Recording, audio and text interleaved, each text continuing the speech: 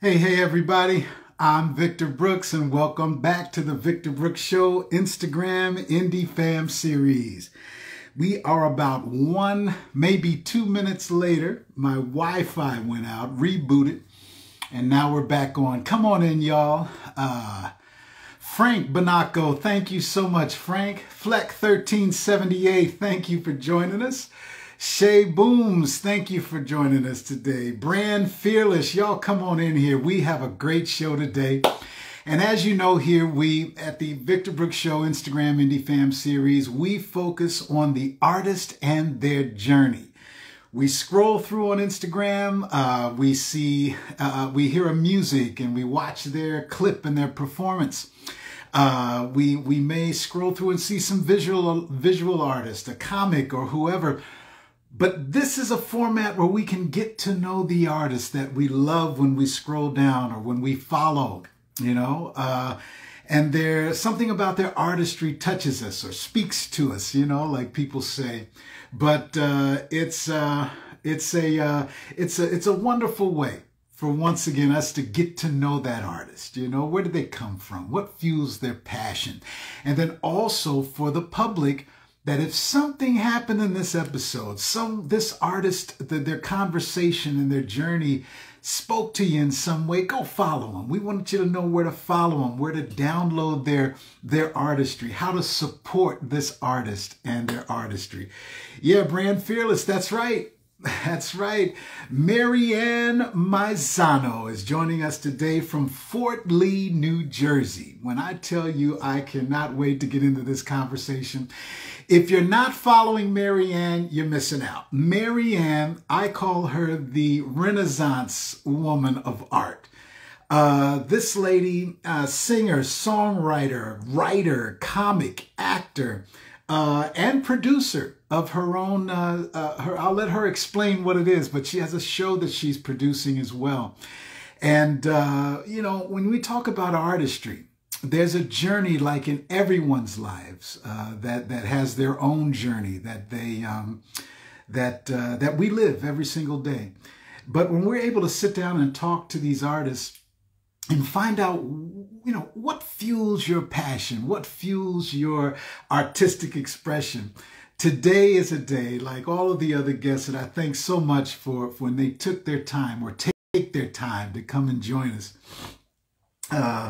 That it means so much, and some of the journeys that we've been able to talk to, some of the artists and their journeys we've been able to talk to, the emails that I get back is how it's inspired other artists. Even it's inspired other people to continue in whatever journey, even though it's artistic journey or not, what have you, but continuing your journey that also reminds us that we must feed our passions. Whatever fuels your passion, whatever makes you feel as though this is what I need to be doing, that's your passion. And our artists, when they come on and tell us about, where they've come from, and then maybe some have had a part in their life that's made them say, hey, you know what, this is what I want to do, and that's not what I want to do. Well, when we talk to Maryann today, I'm pretty sure her story is going to inspire. Her story is definitely going to be real. I can't wait, and I see you lining up to come in. Come on in here, y'all. Shella, Twin Walker, what's happening, my friend, my brother out of Orlando, Florida. Doris Da, thank you for coming in. Every one of you who take your time to come on live, well, we really appreciate that. We really do, because Sunday is the day where, hey, it's our day. We can kick back and pretty much, for most of us, do what we want to do in that day. And for those of you who are watching in our larger audience, our larger audience for our episodes on Sundays are the ones who watch on our recorded after the fact.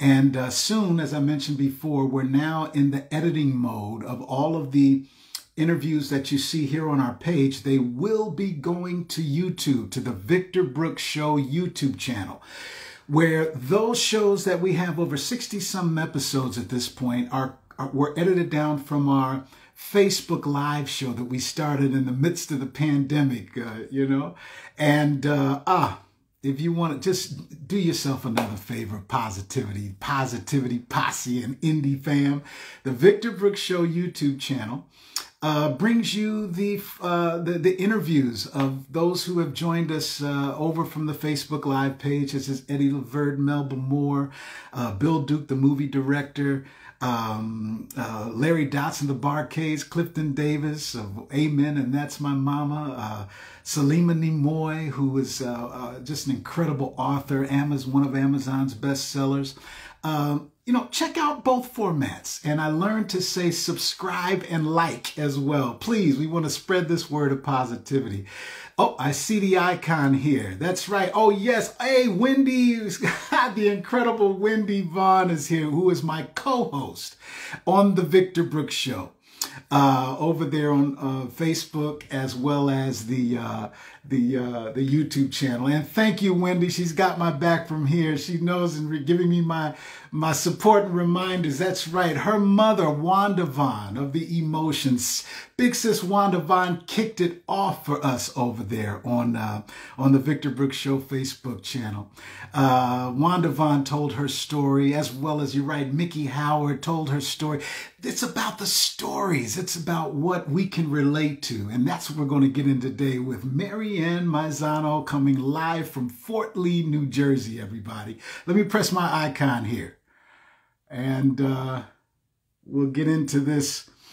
Yeah, Maryann Maisano. Thank you for being here, Wendy. Love you, girl. Love you, love you. Hello, how are you, Maryann? How are you, my love? I'm so happy to finally get to chat with you. Yes, and vice versa, Maryann, vice versa. You know, ladies and gentlemen, as you know, I talk back and forth. I talk to our guests, but because we're like sitting around at the dinner table, right? That's all I can do, Maryann. We talk to everybody, and feel free to talk to the people watching too, Maryann. Y'all, when I scroll through, as many of you know, yeah, that's what I love to do. My indie fam and positivity posse. But when I came through Maryann Maisano's page, I was stuck. I was there. Maryann, you had my attention from get-go. I was laughing. I was thinking, okay? You gave me things to think about through your laughter, through your comic delivery. And then when you picked up the guitar on a couple of clips, and then you start singing to us. That's why I call you Renaissance Woman. God bless you. I love it. I love it. But, you know, it's funny, Victor, because it's like, you know, like years ago you'd see these postings, right? And they would say, wanted, you know, guitar player, wanted, actor, wanted, comic. I would show up for all of them. Wow. And deliver. So, you know, hey, take us back, Maryann. Before we get into your incredible career, your journey, let's start with the journey. Where did it all start for you? Where are you from? Is your family full of artists? And give us your foundation. You know, it's pretty interesting. My mom and dad were born in Italy. And they migrated here at very young ages. My mom was like, I think, 4 years old. My dad got here when he was like 17. And then a year later, he was drafted into the American Army and sent back to Europe. So we migrated in a town called Fort Lee, New Jersey, which is right by the George Washington Bridge. And literally, it's 2 minutes from New York City from my house, right? So growing up, we had this big Italian family, you know? And my father, what he did was every year he would send for somebody in his family in Italy. And they would come and they would move in the basement. My mother would cook for them. My father would try to find them a job, you know?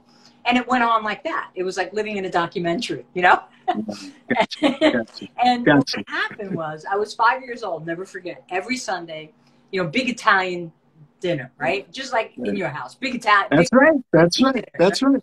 That's right. And we'd all sit around the table. And it was so weird because, like, you know, being that young, it was like all the smells and the sounds, the music was very eclectic. We, you know, we had like Caruso and then Jimmy Roselli and Frank Sinatra and all this great, and then like Italian folk singers that we never heard of, right? And when I was 5, my mother said to me, "Man, when I make the dessert, go inside and sing for everybody." And I did. I went in and I stood on a dining room chair and I sang whatever song was playing on the Victrola back there, right? Whatever the hell it was, right? Yeah, yeah. And Yeah. as soon as I heard this, I was like, I was little. I was like, I lifted my head up and I was like, oh shit, this is what I want to do. Right. It was just like, you know, like something just like, and I was like, I just felt it. So every Sunday I would sing for the family and the cousins, and you know, and it was so cool because it was for the longest time my father had the worst broken English, and he opened up the first taxi cab company in Fort Lee, New Jersey. Nobody could understand him. I could never understand them, but all the Asian people in town understood him, and he understood them. Could never figure it out, you know? Okay, right. And my father, one Sunday, we're all sitting around, and I had this, like, you know, like when you have like an extra throwaway guitar hanging around. It's just like this wall. Because he would always look at me and he used to say to me, Mariana, what do you do with that guitar, you crazy hippie bastard, you know? I feel like, gee, thanks for the support, Bob. Okay? Right. And I'd be like, oh, wow. So all of a sudden, this one Sunday, he picks up my guitar. And he starts playing it. But he played chords that I never saw in my life. It was almost like, you know, the chords that, oh, my God, Freedom, Richie Havens. Yes. When you watch Richie Havens and he'd use his thumb, remember? Yes. Gotcha. I like remember. Freedom and all that. I was like, what the hell? Yeah. He started singing this, like, this folk song from, because he was born at the tip of the boot, Calabria, right? Okay. And I was like, gotcha. Wow, like, I never knew he knew how to play or anything. My mother was not musical. There was nobody else was musical in my family, but I was the youngest of 4. Okay. And there were generations between me and my brother was the oldest, and then 2 other sisters. So growing up, you know, I got everything I wanted because I was the baby. You know, it just kind of worked out good for me that way. Right. With the exception of my dad, you know what I'm saying? Yeah. So it was great. And my brother, he was the oldest. My brother had this guitar, and he had it hidden in his closet because he thought he was Elvis, my brother, you know. With the hair like this and the duct tape back, you know, gold crucifixes, you know, gargling with Brute cologne. You know what I'm saying, right? That's it. That was it. You're giving me flashbacks here. I got you. Right. Pinky ring. You know, he's a real good fella. You know what I'm saying? Got you. He had this guitar, and I was never ever allowed to touch it ever. And when he would go to work, once in a while I'd sneak in there, and I would just like pick up this guitar. I mean, I didn't know how to play, but I knew I wanted to. And when I was 12 years old, he took me to the Jersey Shore for my birthday. Wow. And we were on the boardwalk, and we were at a game of chance, you know, with those big wheels, right? And I put a quarter on number 30, which is my luckiest number, right? Put a quarter on number 30. I'm standing next to my brother. The wheel spins. It stops on number 30. And the guy goes, you could have whatever you want on the stand. I'm like, I won? So I go, and I see this electric guitar that was all kind of like warped and shit, you know? And I'm like, I want the guitar. My brother's like, no, get the TV. You know how to play the guitar. And I'm like, I want the freaking guitar. And the next day when I got home, I went to the music store and I bought all these music books on how to play guitar. And when I came home from school, I went straight to my room. And I played my guitar all day, every day, until I was able to play House of the Rising Sun. Come on now. And that I played that song every day. And you know, my mother, not once did she come in and say, Maryann, can you learn a new song, babe? She would always go, babe, Mommy, love, that was beautiful. Come on. That was it. And then in 12th grade, I started a band. We played like school dances, and you know, it was trio, and I did. And then I was like into rock and roll band, getting on the road. And so my very Italian father, you know, me being the youngest girl in the family, he didn't kind of dig the idea that his baby girl was getting in a van with all these long-haired guys, you know, like, and he's like, well, where do you go? What do you do? Why don't you get a real job and at the benefits? You know, and I was like, hey. And, you know, when you hear something like that, you have a relationship that's not totally solid, I felt challenged, you know? Okay. And I'm thinking, get a real job and benefits. I mean, like, don't you see what I'm doing here? So I felt like he was saying to me that you don't know how to do anything. But in hindsight, I realized that it was his way of like worrying about me. Like, are you going to be okay? Like, what, you know, he had a different mentality, came from a different culture than I did, you know? So, but I was challenged and pissed. And so I marched into a local bank and I got a job as a teller. Wow. And the unfortunate thing was they gave me the drive-up window and it had a microphone. Okay, here we go. So here we go, right? So now, like, you know, I'm all trained and shit. You know, I know my stuff. I'm spanking. I'm Slim Shady, right? So there I am. And, you know, I know people in town, so they're all coming up. And they know I perform. And I still have this band. And so he pulls up and he's like, hey, man, how you doing? I go, John was cooking. And I'm going, oh, you want this in large? And I'm, you know, counting the money. He's like, yeah, all right, no problem. He goes, you're going to be down there Wednesday night? I go, yeah, we got this new drummer. You got to come down. It's going to be cool. You're going to love it. And he goes, do you do that blues song? And I go, yeah, we do. I go, why? You want to sit in with us? And he goes, nah, I want you to do it. I go, sure. He goes, I mean, now. I go, wow. And he goes, yeah. And then I'm in the bank. Yeah. So I grab mine and I start singing. This is great. Right. And I kept singing. What I tell you, like, and then I had the little old ladies that come up and they would say, hi, darling. And I go, oh, you broke the piggy bank again? Look at this. You rolled all these pennies. God bless you. And then she would say, could you sing my favorite song? And I go, oh, wow. Of course. And I would go, yeah. Every time it rains, pennies from heaven. Pennies from heaven. Right.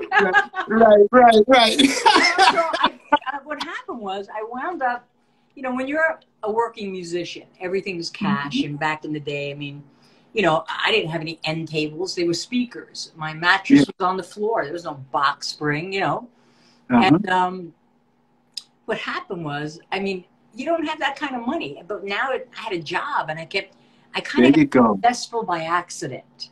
Yeah. Moving up in this bank. And, you know, like the Bible says, money indeed can be the root of all evil. I got you. And because it can take you off course. You know, and my heart and soul and everything I knew I was and my purpose was to do what I'm doing now. Come on. And yet, you know, I couldn't, I was like, wow, this money. And I became vice president of sales. And I was running, it was a tri-state bank, New York, New Jersey, and Florida. So it was a pretty hefty gig. And and I was making mounds of dough, but I hadn't performed anymore. Hadn't written a song in 10 years. Even if I wanted to come home and pick up my guitar, I was exhausted from the politics and all the nonsense. Going, hey, Donna, thank you for joining. I see some people. And Kim Fleck, thank you for joining. And there you go. Frankie B from Boston. He's my Frankie Five Angels. Right on. Thanks, yo. Thank you for coming. So you know what? You know, I want to tell you. There's you know what? I knew it. What I knew was this. When I watch your comedy clips, you have a way of storytelling that is phenomenal. Oh, thank you. And I think, you know, in comedy, you have some people, there are different styles of comedy. My cousin's a comic. I grew up around comics, being this business comic. But when you have a comic that can give you a story, first of all, much respect to your story, your journey that you just shared with us. Much respect to your parents, much respect to your family for seeing that and encouraging that at a young age. And then much respect to you for saying, you know what, even though this isn't my passion, even though I got an edge about it, I'm going to this 9 to 5 and I'm going to go ahead and do this and handle this. But as many of us, as all of us artists know, there's something that never stops burning inside of us, no matter what profession, no matter what exit of this journey we take. And you and your story now just really painted that picture. That's why I'm giving you props on your storytelling, because we were all just here on this. I saw the thumbs going up. I saw the hearts icons when you get a chance to look back, because we understand that.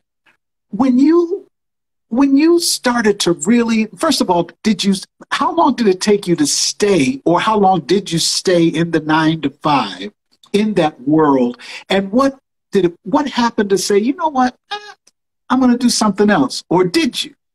Well, that's an interesting question. And thank you for bringing that up. Angela, Angela cuts my hair, so she's fabulous. So I Hey, have to Angela. shout out to Angela. Um, Hey. and Ivy, thank you so much.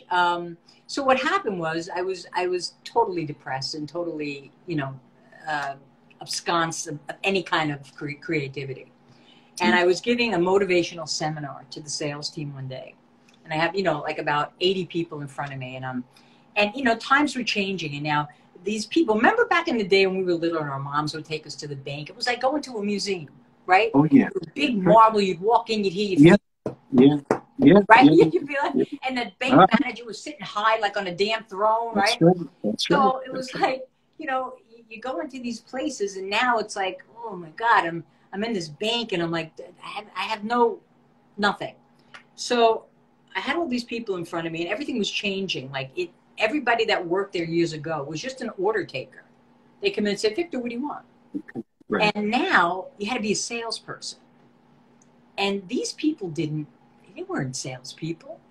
So here was the crucial moment in time for these people. And because I have such empathy for people, it made it worse for me because I wasn't the corporate girl. You know what I mean? I was the people girl. Right. Right? I was for the people. Right. I got you. I got you. Yeah.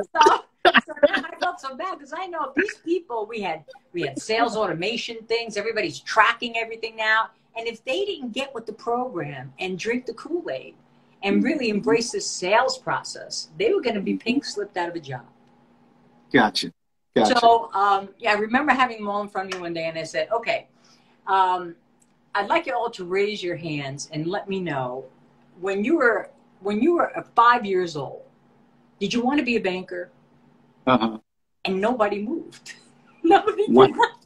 And I'm like, of course not. You wanted to be a fireman or a cop or a freaking ballerina. Am I right? Yeah. I'm like, come on. I'm like, listen, people, the game's changed here, okay? The world is different now. If you had a passion, you had better find it again. Say that again. Yes. Right? And that's if right. you didn't, well, then embrace this program, live it, breathe it. We'll give you the tools to try to help you. And when I said that, I heard it in myself. Because I said, I knew what I wanted to be when I was 5 years old. And that's when the brick hit me in the head, like, you stupid Mama Luke, Okay. So now I'm like, wow. And you know what? The next day, the CEO and the chairman of the bank hired me personally. And I drove to his office. And in 2006, I resigned my six-figure position. And it was, risk adverse I'm not. I really like to walk without a net, Come on. I got to tell you, it was weird because my family was depending on me a lot because I was the only kid that kind of made it. You know what I mean? Okay. With the dough and everything. I was like, Gotcha. Cash, Right. So now I was scared because I'm thinking, geez, and you know what I did? Because I knew that in our business, artists, there's so many amazing artists out there in the world, friends of mine that have never gotten to the pinnacle to where they should be. And it's a disgrace because they're amazing work. I'm an artist that when I listen to someone, I'm not envious. I'm like, I heard your song yesterday, your promo song, and I was, you have no idea how much I love song. And I was like, oh my God, I was all over the internet trying to find your song. Thank I was you. like, but that's how I am. I become a fan. Yes. Gotcha. Same here. Same here. Right. Yes, that's so important. It is. It's so important because, I think we share, we really care about each other more. We always want to help each other more. I find more camaraderie. Oh, camaraderie. You know what I always say, because I remember in my artistic journey, I went through that like so many other, am I good enough? Are they going to like this? And that's an artist thing. I really believe that. And, but over time, it became, I said, it's not better than, it's different than. That's the twist of the whole thing. You dig? It's like, no. Music is music. It's not, hey, indie fam, that's what I say. It's not different. It's not better than, it's different than. As you just heard our new sister, Maryann, just tell us right now, her journey is incredible. And it's another proof positive to all of us, y'all, that it's something about that artistic passion of creativity that, number one, just understand and live with it. You got it. It's not going anywhere. You either are going to feed it. It's not like a barbecue ember on the grill that eventually is going to burn out. It's there. It's like that Olympic thing that people walk, and it's there over centuries. It's a torch, right? So, Maryann, so let me ask you this, Maryann. When it finally hit you to do that, when did you say, well, okay, I have to know whether it's like that Rocky movie feeling going up the steps, or was it like the Chariots of Fire thing when it finally hit you to say, I'm going to live my passion? I have to tell you. What was that moment, and how did you feel? That moment when I walked out of his office, because, you know, it's all about music for us, right? Like when you hear, like, your life, it's a storybook. You hear a song and you know exactly where you were, who you were with, what happened, and, right? Yeah. So right. I resigned, and I was like, it was like a, right? And I got in my car, and when I started it, the first song I heard was Like a Rolling Stone. Wow. And I just was like, oh, I took off, like, you know, the suit jacket, you know, and I was, I unbuttoned a couple of buttons, and I was like, oh, God. Right. Gotcha. You can appreciate this one. What I did was, now I got home and I went out and I bought every piece of equipment I could imagine, because I said, you know, artists can't afford much. And our business is all about equipment. That's a lot of friggin' money. Right? That's right. So it's that's like, right. Wow, how do you do this, right? That's so right. I went out, I bought a Mac because I knew I would have a studio in it, and I wouldn't have to go buy studio time. Then I taught myself how to make a website. I taught myself how to make videos. I taught myself how to edit videos. I was a one-man band, marketing, branding, and that was all my background. So what I did was I went home and I said, you never squander time because you never get it back, right? Nobody on their deathbed ever wished for more money. They wish for more time. Come on now. Right? Come on. That's right. Now I said, this is what I got to do. I got to learn all this stuff. And, you know, because of my corporate background, left brain, right brain, I wrote down 3 phases of how I wanted to pursue. And every morning I set my alarm for 8 o'clock. Because I was like, I'm not laying in bed now, sleeping until 11 and getting up going, oh, you know what I mean? Right.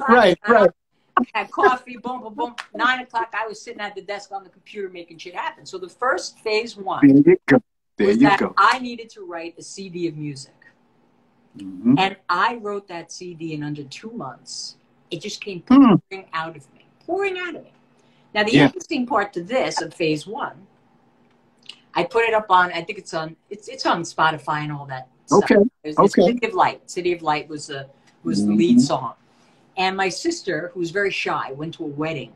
And at this wedding was Danny Aiello.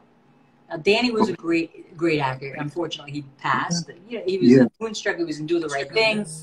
And she walked over to Danny and gave him my CD and said, you have to listen to my sister's music. Because at that time, Danny started getting into singing. He was doing like Tony Bennett, right? Sure, yes. So 3 months later, I'm home. I get a phone call, and Danny had, like your voice, which I love. Danny had a very distinct voice, and I hear, Maryann Maisano, this is Danny Aiello. And I had friends of mine in the business that were really good impersonators, and I go, oh, Tommy, knock it off. And he goes, what? This is Danny. And I go, oh, I'm sorry. So now he tells me that he fell in love with my song, City of Light. Fantastic. And he wanted to do it on his new CD. And he did. And it was nominated for a Grammy. Go ahead, girl. Now, go ahead. Holy crap, okay? Then Danny was like a good buddy of mine. We were like being mentors about different things, right?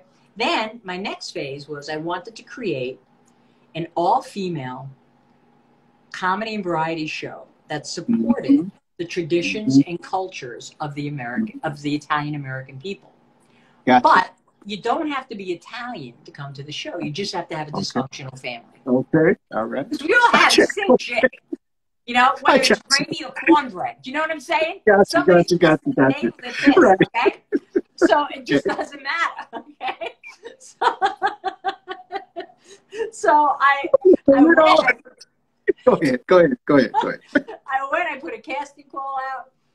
I worked with this one woman years ago because I started doing comedy back in the day. It was just me. I was like young. I was in Dangerfields. And you know what? It wasn't my vibe. I kept doing it. And I was like, and back in the day, you had to buy your drinks. Ah, even as the comedian, the performer, you had to buy your own drinks. Gotcha, gotcha. And they pay you $20 because you know what? You were lucky to be in New York City. You were lucky to be in their place. You understand? Right, but right. I owed them $50. Where was I going here? You know, I was like, I'm getting out of this shit. Right? Then I started. Right. But you know, I want to ask you this, Maryann.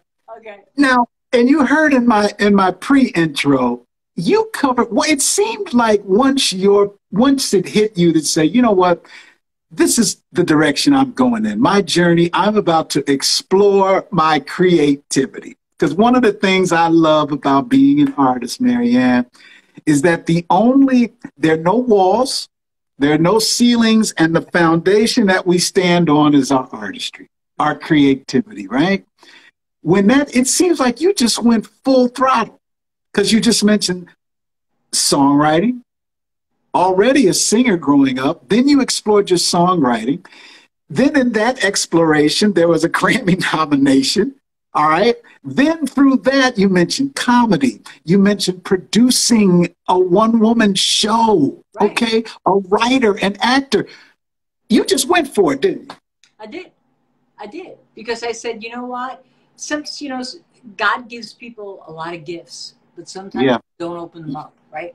That's right. That's right. And That's you know what? I'm very blessed. I have to say that God gave me some gifts, and I decided to explore all of them. Right on. And that was what was important. And, you know, I respect all the comics, and it's so funny because I don't consider myself a traditional comic because I'm a storyteller. I'm more of a storyteller. Yeah. And yes, you are. Yes, you are. And also, for me, you know, when you go into a comedy club back in the day, sometimes you get people sitting in the front row like this going like, yeah, gotcha. Get freaking you laugh. Get I dare you, you know? Yeah. You know in the music club, too. The music club, too. Right? Yeah, you'd be like, oh, damn, now I got to sing Misty? Oh, shit. Right? Yeah, look at me. I want to get out of this freaking place. I can't take it anymore. All right? Holy shit. You can wait for songs to be done some nights, right? Exactly. That's right. Comedy, and I'm not, believe me, I'm not an extreme feminist, but with comedy and women, it just didn't vibe well because then when I created the Italian Chick Show, comedy clubs were like, well, we don't do chick flicks. Wow. And you know what? Wow. You know what? A comedy club can't support my show because there's music in it. Yeah. And you ever go to a comedy club and try to play through the speakers in the ceilings? Yes. You know what you sound like? Gotcha. So I said, you know what? Screw it. I'm going to brand the show for theaters. Come because on that's now. where, and you know what? When people come to a theater, they want to be entertained. Period. The end. Am I right? That's right.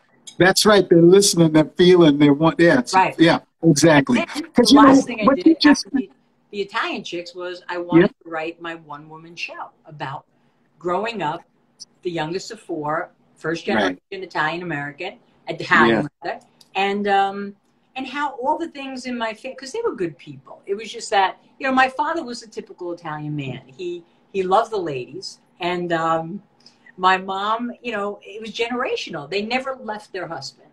I got you. And he was a good man. He treated us fine, but it just was the way it was. But it was also about how infidelity skewed my perception of love as an adult as well. Okay. Because I never trusted it. I got you. You know, so I got it was an interesting. The whole thing was interesting. So now we did a 3-camera shoot for the one-woman play, which is Ajita, and it's going to be streaming on a network soon. So you know, I'm just hoping. Because, you know, look, let's get it real, Victor. I mean, the reality is, I took all these things, shots, and I did walk without a net. And, you know, I'm not going to say it was easy. There were times that it was really, like, down to the wire, and you're talking to God and saying, you know, God, please, something.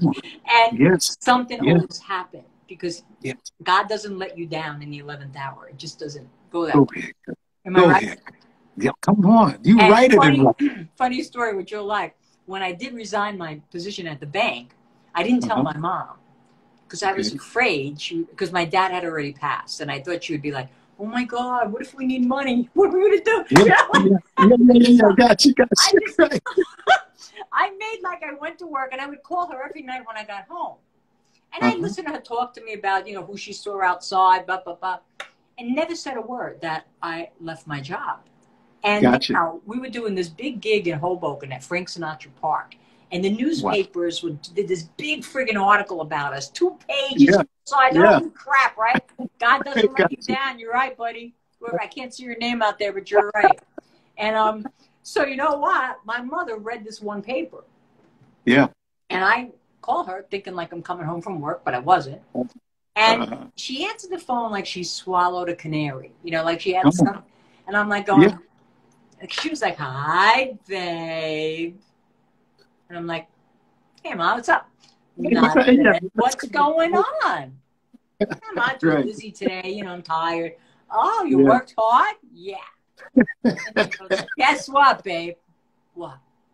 "Mommy read the paper."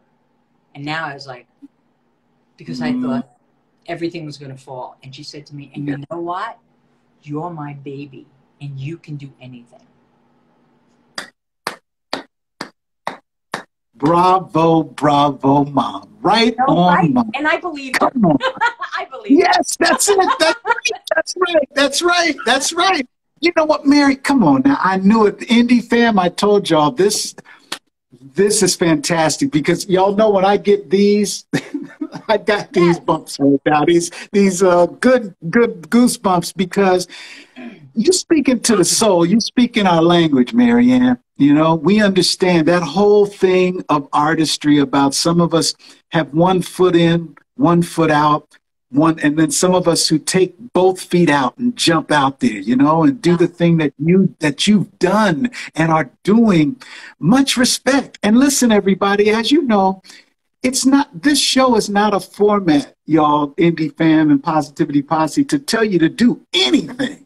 Right. This is not we don't have a lean on this show. We don't have a shade tree that we're showing. No, this is where artists come together. We get to express what we express. We get to talk what we talk because we understand each other. We feel each other. The journeys of one artist can connect to a memory of another artist. And when we hear Maryann's story today, I know that the inspiration is there. Because of me, 56 years old, me being in this business as well, when I hear another artist such as Maryann who's giving it today, it reassures me of my artistic mission and goal and feel. What's your mission, Maryann, with your artistry? Do you have a specific mission of what it is you want your artistry to give the world?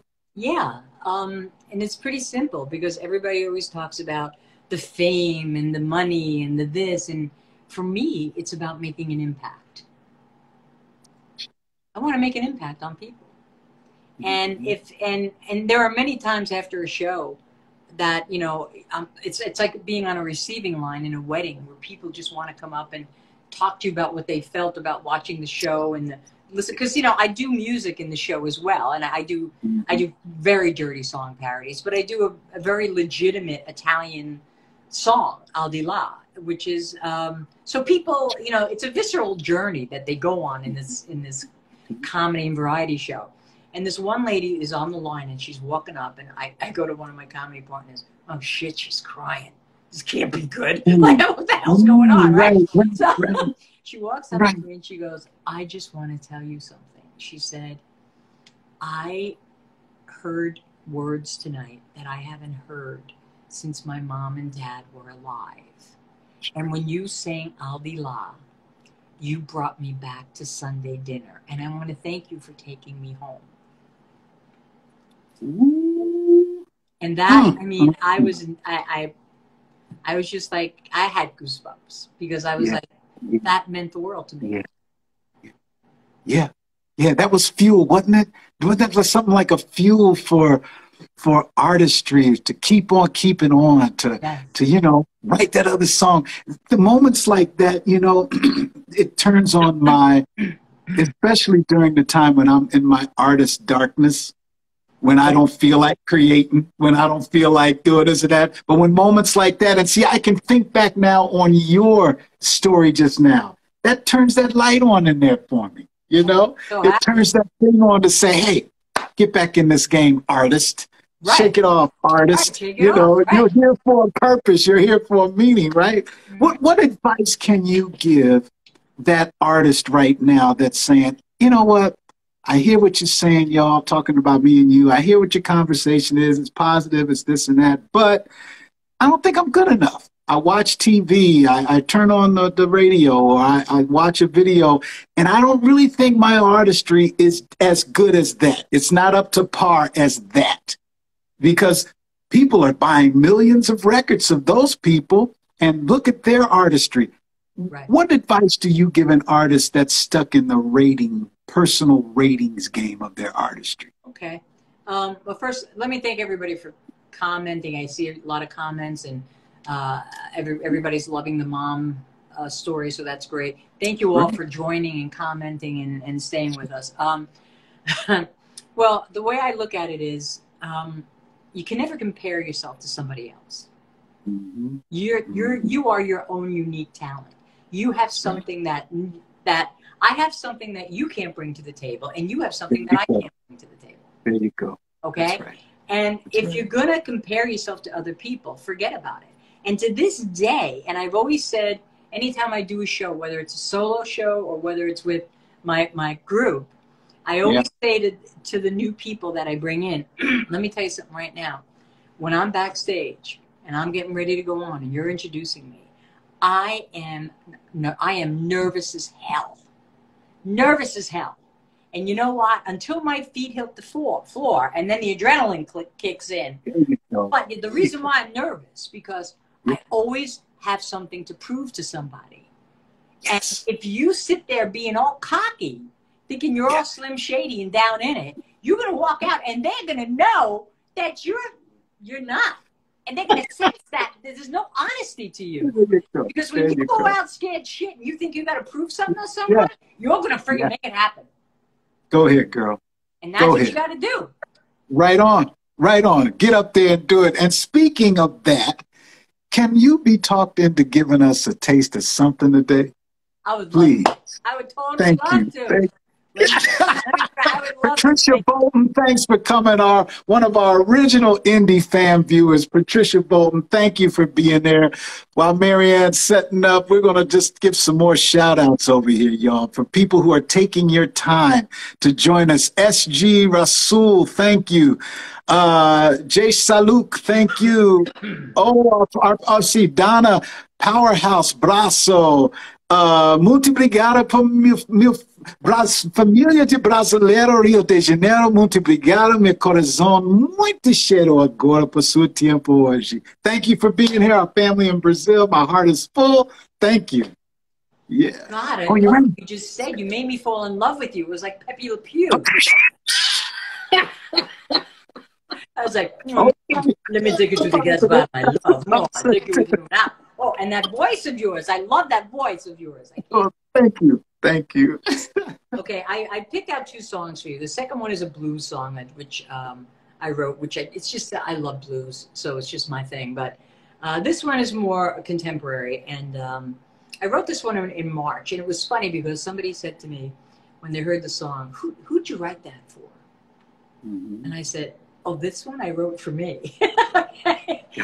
Because everybody thinks, like, and especially, I don't know about you, but if you're dating someone or whatever, and you write a new song, and then they go like, "There's my," like, you wrote that for me. Like, maybe not.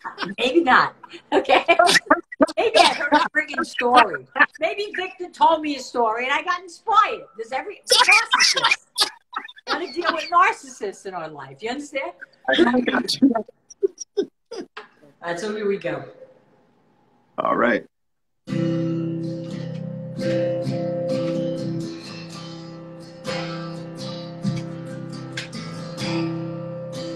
I reckon it sounded wrong.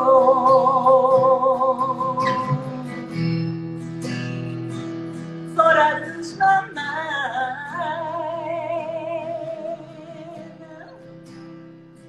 to think that at this stage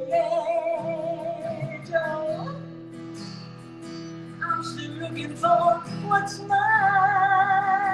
Oh, I'm not the type who let someone see right through me. Oh, I just want a night where I can feel that fantasy again.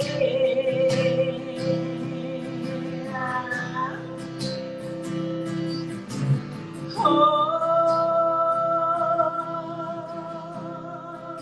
I don't know where I am.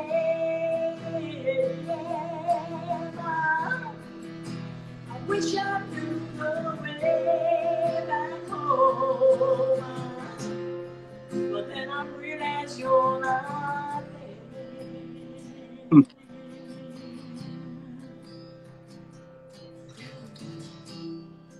There are things that I can't sing about. There are things that I can't say. But if you ever come my way again, oh, I'll shout it out, no doubt. Oh, I'm not the type who let someone see right through me. Oh, I just want a night where I can feel that fantasy again.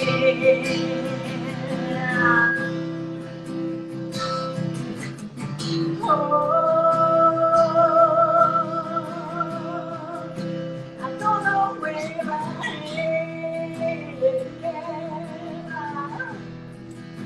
I wish I knew the way back home, but then I realize you're not there.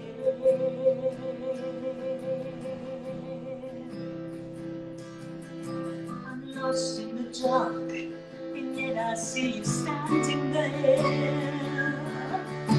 I look all around with my feet on the ground here, but my heart is bare. Oh, I don't know where I am. I wish I could go way back home, but then I realize you're not there.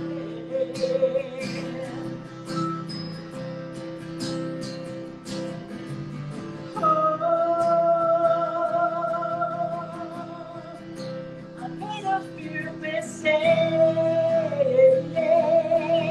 Oh, I wish I knew the way back home,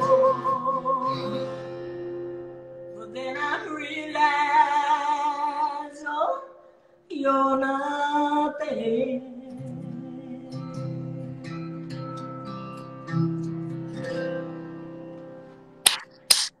Fantastic. Oh my goodness. Thank you. That hook is a hook on a hook on a hook on a hook. Fantastic, girl.